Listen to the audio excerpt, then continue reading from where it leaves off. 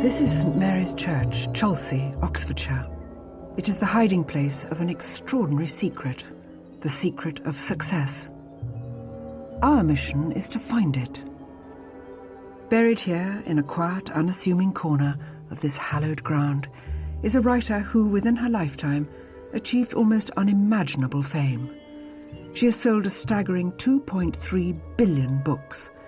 Second only to Shakespeare, she is the most widely published author of all time. Her name is Agatha Mary Clarissa Mallowan, better known to us as Agatha Christie.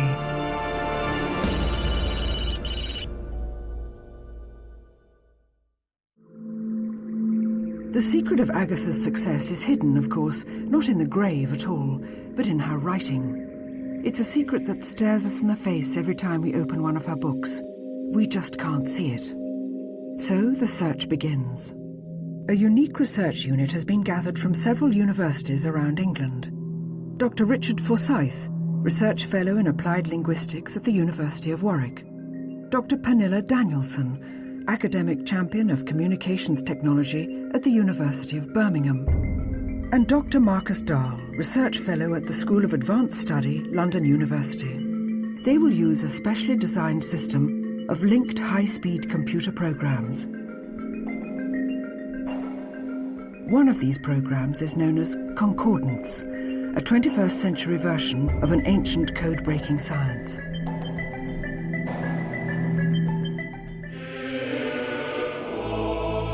It was a science that began in the Middle Ages, when theological scholars started to look at the Bible in a novel way. They were hoping to achieve a greater understanding of the mysteries believed to be hidden in its passages, by looking for patterns, messages, codes, mortal techniques to help them read the Word of God. To do this, they had to create a way of studying groups of words to reveal secrets invisible to the naked eye.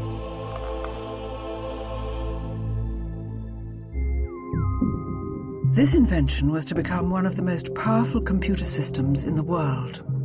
It was used by Richard Forsyth in two extraordinary investigations. First, during the 1996 elections, when New Labour was on the brink of victory. A sharply critical, yet anonymous newspaper article appeared, threatening to dash Tony Blair's first chance of government. The author was mysteriously called Cassandra, but who was hiding behind the name? Dr. Forsyth raced against the clock. The evidence he uncovered put Ken Livingstone squarely in the frame, although he has yet to admit it. And most famously, this amazing computer technology exposed the anonymous author of Primary Colours. During the 1992 US elections, someone wrote an extremely embarrassing account of Bill Clinton's presidential campaign. The story caused a scandal across the United States. Mandy, did you write this book? Nope. Wish I did. It's a great book. Altman, you did not write this book. No, I didn't. Come on, Paul, say it. You're back in Austin. Larry. Nope, word of honor, I didn't do it. I must say I admire the publisher and the author. It's the only secret I've seen kept in Washington in 3 years. Once again, the author, a Newsweek journalist Joe Klein, was unmasked by the power of this extraordinary computer technology. The same technology that is now reaching into the core of Agatha's writing, into the very heart of this most private of people. She was born, I think, in Devon, or in the West Country somewhere, or lived in the West Country somewhere. And she lived and wrote, I suppose, her most famous works between the wars. That's about all I know. I only ever knew her as the grey-haired lady of the photograph they used in all of the plays. Whenever there was a play, they always put that photograph of her in the programme. I don't believe we do know who she was, and I don't believe we ever will. There's nothing that I've read that paints a picture for me of who this woman was, this woman with this amazing knowledge of crime. She actively shunned publicity, and she is somebody who sought to keep themselves very, very private. Agatha is a mystery to all of us. I think she has many hidden facets, and I don't think we'll ever know the full story behind Agatha, because she was very careful, I think, to cover her tracks just as a good murderer would. I don't know who she was. Agatha was born into a creative family, most of whom wrote in one form or another. However, by the time she was a little over 5 years old, Agatha's mother, Clara, suddenly decided no child should be taught to read before the age of 8. But the remarkably gifted young Agatha had other ideas. She loved to listen to the stories her governess would read her, until one day she found she was able to read her favourite book, The Angel of Love.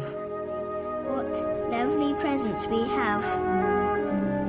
Agatha's governess was forced to admit, apologetically, that Miss Agatha could read.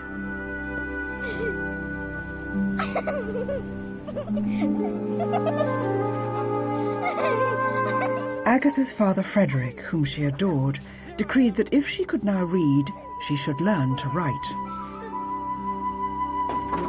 This she didn't enjoy nearly as much, finding it difficult to distinguish individual letters, having learned to read by the look of words.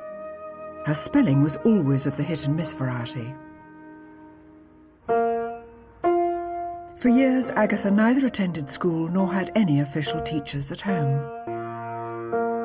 It seemed certain that from an early age, Agatha was already a special girl. She already showed signs of a remarkably individual intelligence.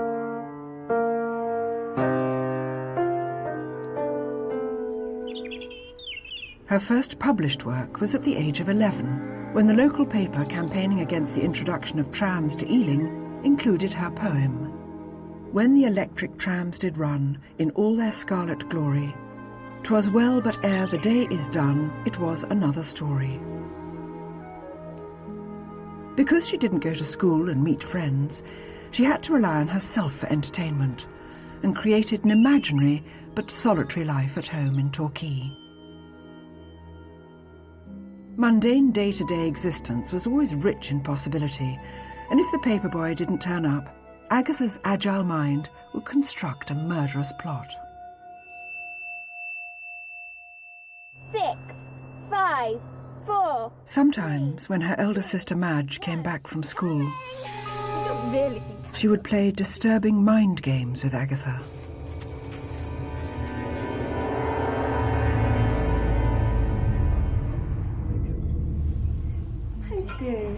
A precocious mind can turn in on itself and cause undue torment. There is a sad part, though, to the day. The fairy tale life of a big, rambling house, with its dark recesses, could also become a source of anxiety. Over and over, she suffered a recurring nightmare in which her family was threatened by a shadowy figure, a gunman, dressed in military uniform. Imagination and reality became blurred. In an instant, a happy family gathering could become an awful nightmare.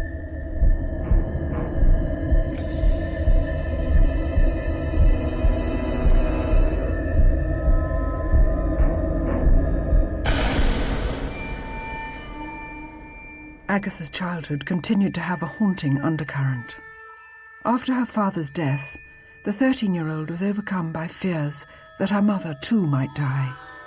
Suffering the helpless panic that only a child can, she took to sitting just outside her mother's bedroom door at night, listening intently for the sound of her breathing. Agatha Christie is the most successful author of the 20th century. Our special research team is using the latest computer technology to find the key to her phenomenal success. Already, Dr. Pernilla Danielson is proving there is something very special about Agatha's writing. I'm looking here at my results from a comparison between Agatha Christie's books and Arthur Conan Doyle's books. And I'm trying to find clues to what makes her text special and different from his text. And here's the word, answered. In his books, people answered questions. Why don't they do that in Agatha Christie's? I mean, she doesn't have to use that word. She can use words like replies, responded, spoke, repeated, explained, anything like that. But does she? If we go in and search for it here, almost exclusively, she uses the word said. Said is a much more general verb than replied and responded. But she uses it all the time.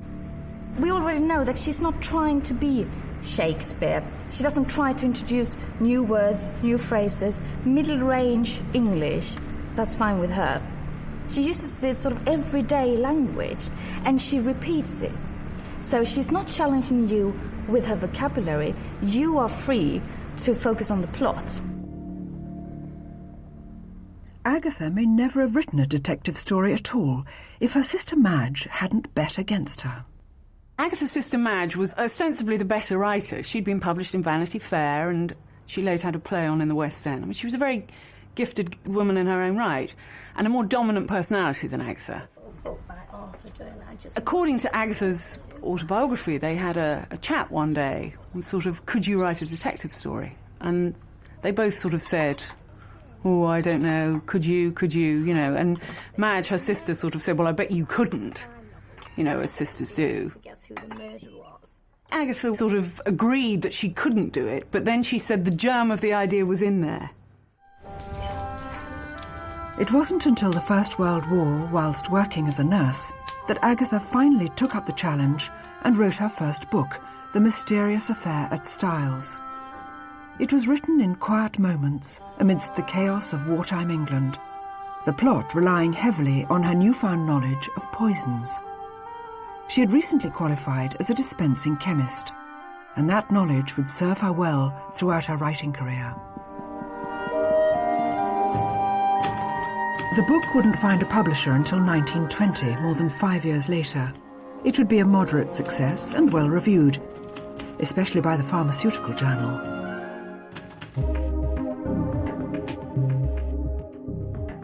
The remarkable thing is, at her first attempt, Agatha established a template that would last throughout her career. She got it absolutely right from the word go. Dr. Danielson is looking at a graph in which each dot represents an individual book, and each book has been analysed for word length, word frequency, and sentence structure. Each red dot is one of Agatha Christie's books, and all the green dots is one of Arthur Conan Doyle's books, and all the blue ones are from the British books in general. What's amazing with this is, even though I move this screen around, you will see that all of Agatha Christie's books, they end up very closely linked together. They've clustered in one spot. That means that her books are very similar in style. They use the same number of letters in a word, same number, on average of course, same number of words in a sentence on average. And that's consistent throughout her career. So it doesn't change much from the beginning till the end. And if you look at that compared to, for example, Arthur Conan Doyle's work here, he is spread out. There's something that is unique for her texts that are the same in all of her texts, almost as if there was a formula here. The computer indicates the most typical Agatha Christie mystery is evil under the sun. Its formula clearly illustrates the way she captivates her readers. British crime writer Val McDermid has been a fan since childhood. There are a few core elements that make up almost any Christie you can think of. For a start, there is a body, very early on, sometimes before the book opens, but there is a body. There is a closed group of suspects.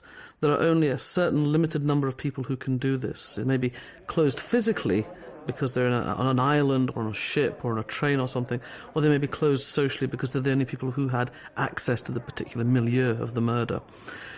And then you have the detective, who can either be one of her series characters, Poirot, Miss Marple, or it may be someone that we're meeting for the first time who is caught up in this crime in one way or another.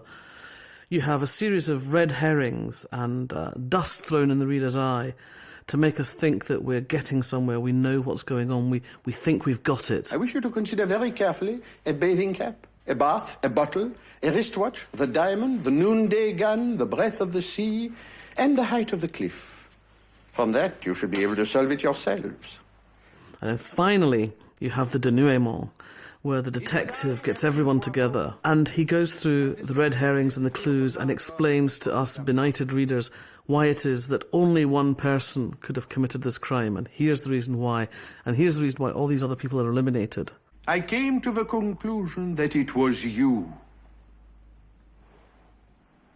Madame Redfern. Me? And then you have solution, closure at the end. My God, you're a wonder, Poirot. I remember reading a description of when the first Poirot books came out, because they were her first books, of people actually reading them like this. They couldn't put them down. It wasn't because there was bloodthirsty or sex in there. There was the mind. It was like a Sudoku. How? And then they never get it right. Ex-Commander Roy Ram of New Scotland Yard believes Agatha's work can be of great benefit in actual crime fighting. I think one of the key elements that I really love about Agatha Christie's books is that she actually can teach the power of observation very keenly. One of the stories that I read recently was, a man falls in a wood, stumbles. Someone rushes towards him, helps him up, turns, there's blood on his hands, but there's no murder weapon. And all of a sudden people are leaping off and thinking, well, this is supernatural. Where the reality is that Agatha quickly says, well, actually the man stumbled on a root. The man that went to his assistance took the opportunity to stab him and withdrew the knife. If you think about it, it was the only thing that could have happened. And it was there right from the start, but she hid it cleverly by disguising it in the supernatural and the attitude of the other characters all the way through. Our team of investigators is leaving no stone unturned in its attempt to reveal the Agatha Christie Code. Every aspect of her fascinating story is another piece of the jigsaw puzzle. Suddenly, our investigators are given a wonderful opportunity. Dr. Marcus Dahl is invited by Agatha Christie's only grandchild to see Agatha's notebooks. These are the books she used to plan her novels. They have never been seen by the public. This truly is a first. But what will they reveal?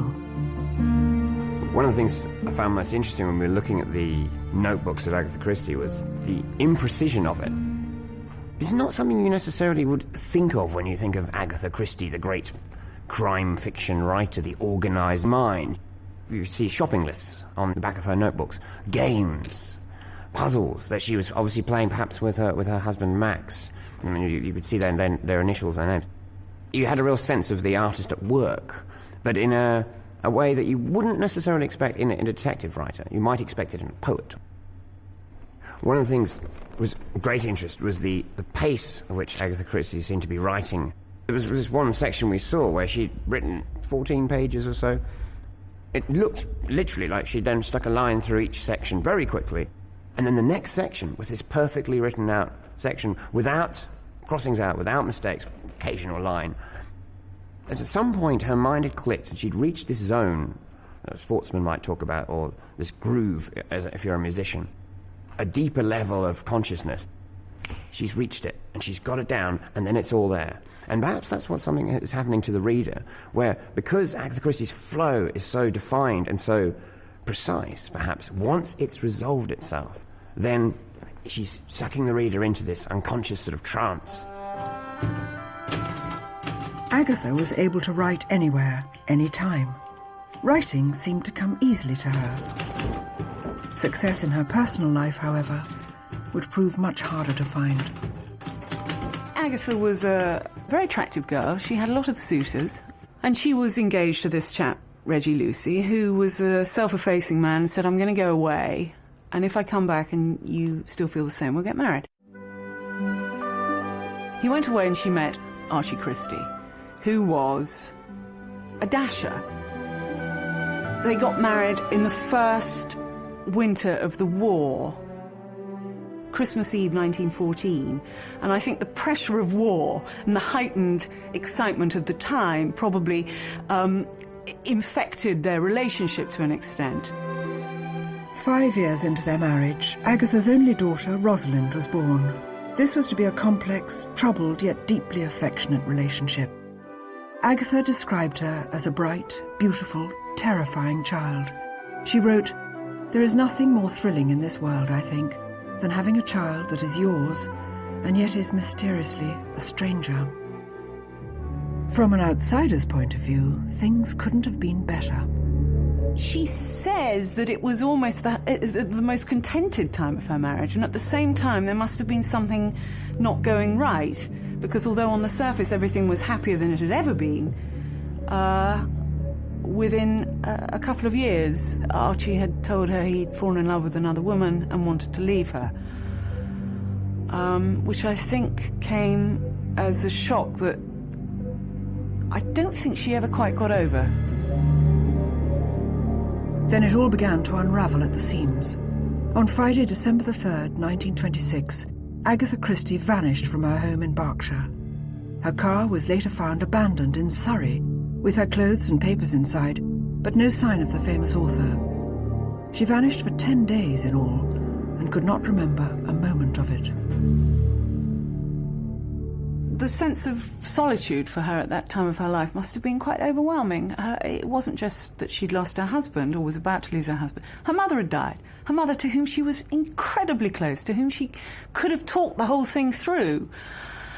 And all she really had was this child who doted on Archie and actually said, he wants to be with me, it's you he doesn't seem to like. And she had to keep up appearances to Rosalind, so she had no one really to whom she could sort of break down. So what could she do? She went away to break down. It doesn't seem to me to be that mysterious. Agatha spent the time at the Harrogate Hydro, having signed in using a name similar to that of her husband's mistress. The incident doesn't appear in her autobiography, and she never mentioned it again. Following the breakdown of her marriage, Agatha Christie disappeared. The incident lasted 10 days, and afterwards she could not remember a moment of it. However, Dr. Danielson and Dr. Dahl believe 2 of her books tell a different story. Just before and just after her disappearance, Agatha wrote The Murder of Roger Ackroyd and The Mystery of the Blue Train. It seems that both books contain certain words that reveal her disturbed psychological state at the time. She's coming up with these strange words which seem oddly like they're an unconscious memory of her altered state of mind. These words: affected, lunatic, asylum, anxiety, curious, madness, identity, haunted, vague, premonition.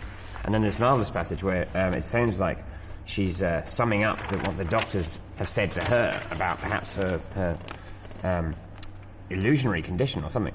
And that the doctor immediately snorted with contempt. Brain fever? Brain fever? No such thing as brain fever, an invention of novelists. But don't you think this was a way for her to deal with what has happened? Because she never wrote about the disappearance anywhere, not in her autobiography or anywhere else. And like you were talking about before, that this creative state she was in, this flow, this trance-like state, perhaps her disappearance was just that she got into a much deeper version of that, and afterwards she couldn't remember anything. Darian Leader is one of Britain's most celebrated psychologists. He has his own opinion about Agatha's memory loss. It's sometimes said that in those 2 weeks Agatha Christie was suffering from an amnesia, but it seems that there's very little evidence that it was amnesia. She didn't approach anyone to try and find out something about her identity, as amnesiacs often do. She didn't approach a policeman or someone in uniform, something that happens commonly in amnesia, the kind of behaviour you might expect from an amnesiac patient. On the contrary, it seems much more probable that she was in a trance-like state.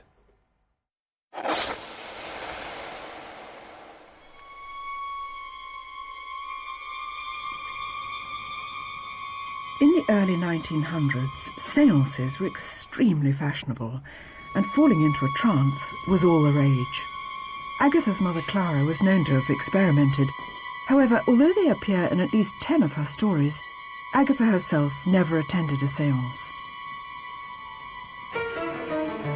Her logical mind distrusted anything supernatural. And apart from that, the role of the medium often attracted money-seeking fakes and confidence tricksters who hoodwinked vulnerable clients using cheap theatrical tricks and amateur dramatics.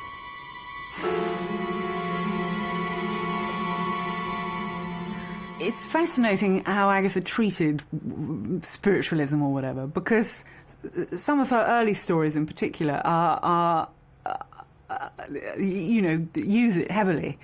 And that may have been because her mother had written sort of ghost stories and that kind of thing, and she was obviously adored her mother. Because later on, I can think of at least 2 of her books, the plot resolves itself upon the fact that spiritualism is a load of old tat.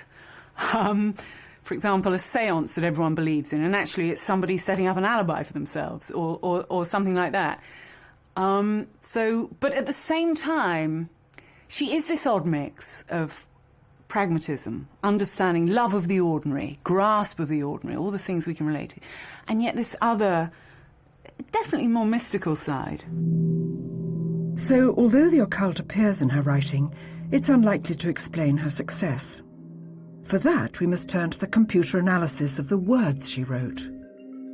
In addition to 80 crime novels, Agatha penned at least 50 plays, including one very special one.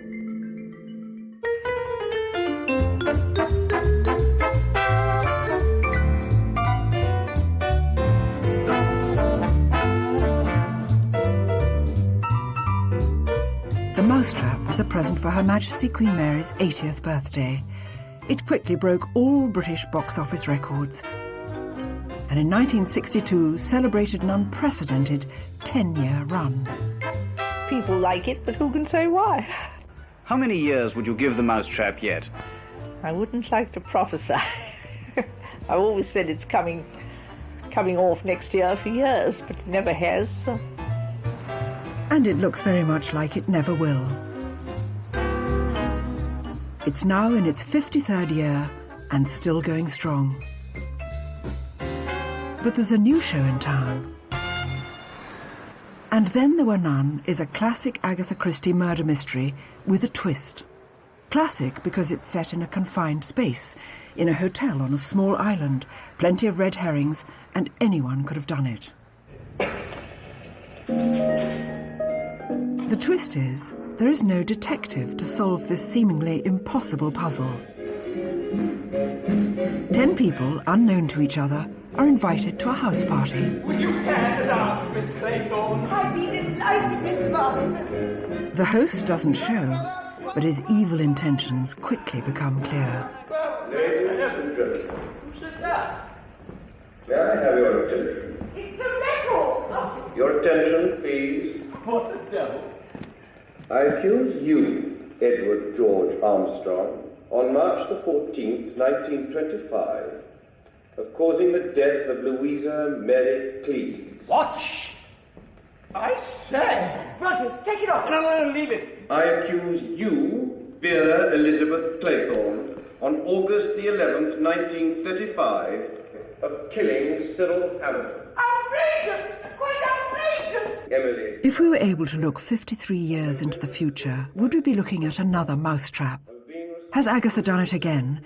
Is there a formula that we buy into time after time? Her critics often accuse Christie of writing the same book 80 times. In fact, I think they couldn't be further from the truth. It's hard to look at Christie now, given all that we know subsequently, all that we've read subsequently. But actually, her books were remarkably innovative. She twisted the basic plot of the detective novel, the basic formula, if you like, the basic conventions, into all sorts of shapes. I don't want to give anything away to people who haven't read the books, but The Murder of Roger Ackroyd, The Murder on the Orient Express, these are things that had never been done before and have been imitated since. She took this basic idea that you have a crime and a detective and a solution and lots of confusion along the way, and gave it lots of different shapes. No one in Christie is safe from suspicion. It can be the character that you're most liking that you suddenly discover is the killer. Sometimes, though, it's not the character you like most. Sometimes it's a character who has very good reason for you to dislike them. People often say about Christie, it's always the least likely person. Well, it's not always the least likely person. Sometimes it's the most likely person, after you've got all round the houses of the least likely people. But at the end of the day, what she does is make every story, I think, different. Television hypnotist Paul McKenna sees Agatha's work in a different light. Agatha Christie is a formulaic writer. Even though all the stories are different, the template is always the same. And human beings like that. We like the consistent and the familiar. In research studies, when people are asked about what they most fear, the unknown always rates very highly. That's why, say, with an Agatha Christie story, there is a bit of uncertainty at the beginning in that we don't know who committed the crime, but you always know by the end who did it. And that we can rely on, and that's part of the appeal. James Bond is pretty much the same story each time. The characters change a bit, but it's always the baddie who wants to take over the world who, Bond defeats in the end. And so when people criticize Agatha Christie by saying, oh, but all the stories are the same, that's the genius of it. So Agatha's appeal seems to be her ability to write non-formulaic formulas, a difficult and confusing concept for us to grasp.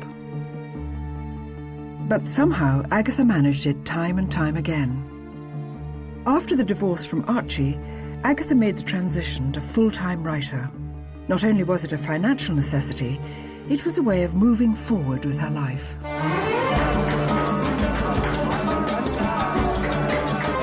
She threw herself into writing and travelling and fell in love with the Middle East.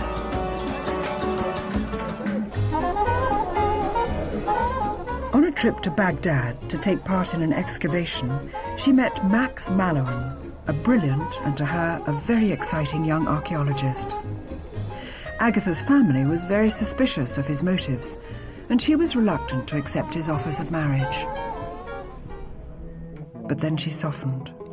Max asked her whether she would mind spending her future with someone whose profession was digging up the dead.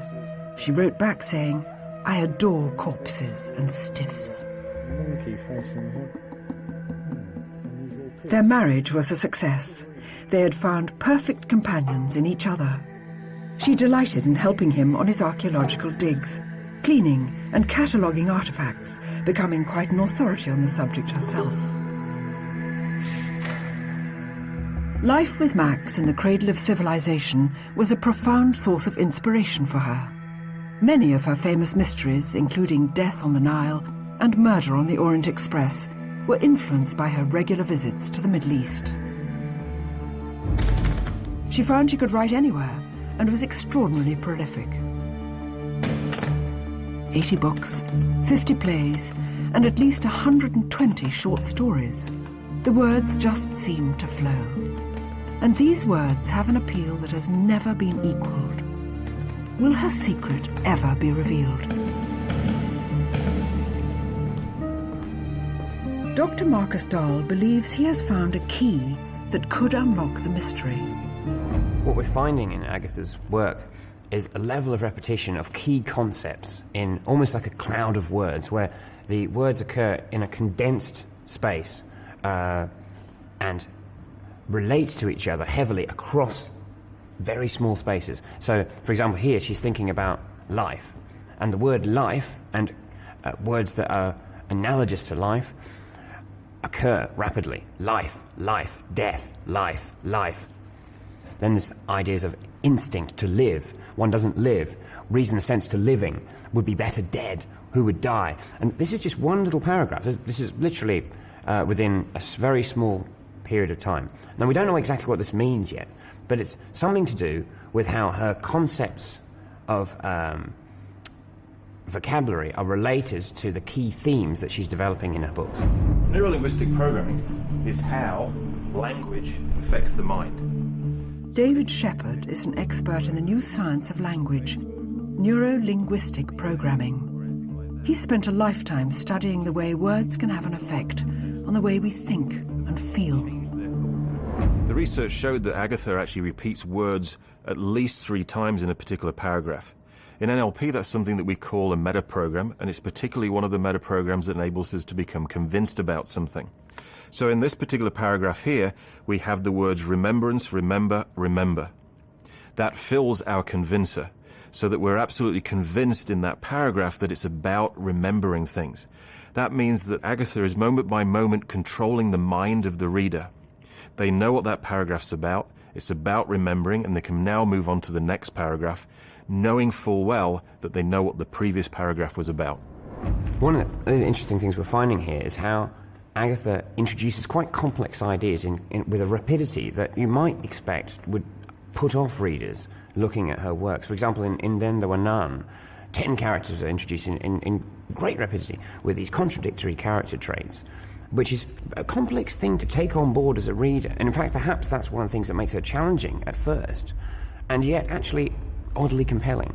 A person's conscious mind has very limited focus. It can only concentrate on somewhere between 5 and 9 things at any particular point in time. Once we go over 9 things, the conscious mind can't track that, and literally the person goes into a hypnotic trance. The way that Agatha Christie uses this in her books is she writes novels with more than 9 characters, with more than 9 plot lines taking place at any particular point in time. The reader's conscious mind can't track that. It becomes overloaded, and the reader literally goes into a trance. Now you're experiencing the book. Now you're feeling the book, not just thinking about it. You lose yourself. This is when you think you've read for 10 minutes, you look at your watch and discover you've been reading for an hour. You're on your way home reading the book on the train, the bus, the tube, and you missed your stop. Also, because feelings are infinitely more memorable than thoughts, what people do is they associate the feelings with Agatha Christie's name and also with her novels. The next Agatha Christie book comes out, people want the feeling again. They have to go buy the book, they have to read it, and they have to finish it. Agatha Christie's phenomenal success seems to be rooted in our unconscious experience of her books. I think one of the reasons we love any detective fiction is that it's safe to be scared in there. And we love to be scared safely. Adrenaline is a fantastic drug. It's legal, it's free, and we can turn it on almost at will. It's the fight or flight thing. It's the same way that we go on a roller coaster and scream our heads off because we're absolutely terrified, and then we come off and we join the queue to go on it again because it was so fantastic to be that scared.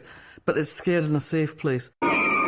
We can read this, we can be excited, we can be terrified, we can be made uneasy, we can feel the mist creeping in off the marshes, we can feel the eeriness of the dark ancestral hall closing in around us, and those footsteps coming out of the darkness. But we know it's safe. The detective will save us from what's bad and horrible out there. As you read Agatha Christie's books, you see that everyone in a village or small town or community in fact turns out to have had a motive for the murder.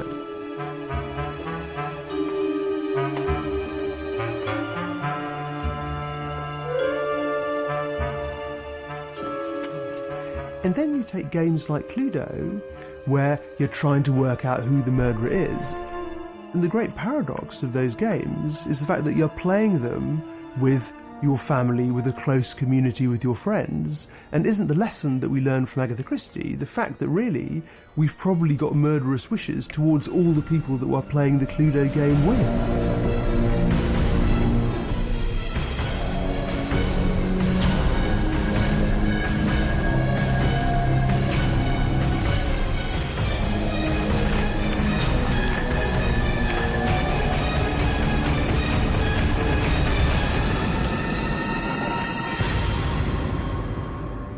Of course, the one major difference with Cluedo and reading a Christie is that you don't have the responsibility when you're reading the book to figure it out. You can rest yourself in the hands of Miss Marple or Poirot, but with Cluedo, you actually have to go out there on the high wire and be Miss Marple or Poirot. You have to take the risks, you have to make the decisions. You eliminate suspects, you eliminate possible weapons, you eliminate locations. You have to make the choice at the end. Where would human beings be if they didn't have the belief that somewhere, someone knew something, knew about the mysteries of human life, knew about the things in life that we can't explain or make any sense of? And one of the captivating things about Agatha Christie's books is that she creates little worlds in which, at the end, everything is explained. There's someone there, Poirot or Miss Marple, who reveals things to us, who explains things, who solves the mysteries. In other words, it's a universe in which meaning prevails. Dr. Dahl has discovered an ingenious device in Agatha's writing. It seems to confirm Val McDermid's adrenaline theory.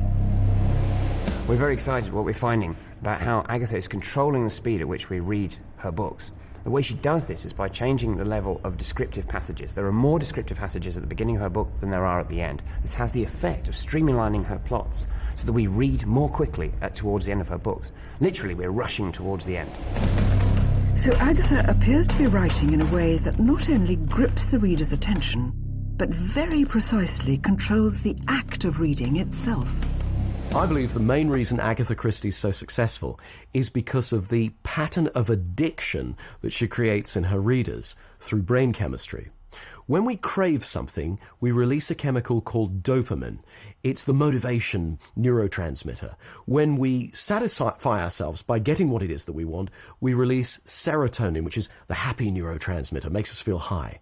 So what she does is introduces us to these characters who may well have committed the crime, and leads us down an alley, one at a time. She begins to make us think that this might be the one who did it. And we crave to know the answer because we want to resolve it in our minds. And then she kills that character off, or she leads us in another direction. So the craving just builds and builds and builds. And after she's done that several times, we're dying to know, which is why people feel that they have to read the book faster and faster to get that resolution. And then at the end, finally, we find out who did it. We flood our brains with serotonin and we feel fantastic. And that's the addiction, which means we have to go and then read another one to have it all over again. All the data is in. We've discovered that Agatha Christie is unique among writers. Particular linguistic patterns set her apart. The computer has found repeatable, predictable processes which control the way we read her stories. She uses linguistic techniques which initiate trance-like states. And her writing is like cocaine. Once we've tried her books, we are involuntarily driven, like drug addicts, compelled to read her books again and again. But there was to be one more revelation. The father of neuro-linguistic programming and a man widely recognized as a global authority on hypnotherapy, Dr. Richard Bandler, believes Agatha Christie is actually hypnotizing her readers. A great hypnotist has to be able to sound very specific, but yet remain artfully vague, so that they can capture the attention and allow people to fill in their own details. By leaving things vague, what happens is that it doesn't disrupt the flow of attention. If you want to lead people's attention from here to there to here to there, so that it goes in a specific direction, as soon as you start putting in too many details, people start having to erase pictures, or they have the wrong picture or the wrong color or the wrong facial expression. If you say it's a dilapidated square, people get to paint their own picture. And you don't disrupt the chain of thought. It allows them to stay in the trance that you want them in so that they're headed in the right direction. And if anything is the Agatha Christie code, I think that's what it is. Is it true? Has Agatha Christie actually hypnotized us? Does her writing actually induce a hypnotic trance and stimulate our brains in the same way that Class A drugs can? Could this be the stunning truth behind Agatha Christie's amazing success story? At the end of our journey, extensive computer analysis seems to confirm such a hypothesis. This is truly a bewildering and astonishing breakthrough. A quantum leap forward in our understanding of how a long-dead writer can still hold us under her spell. This is the genius of Agatha Christie. This is the Agatha Christie Code.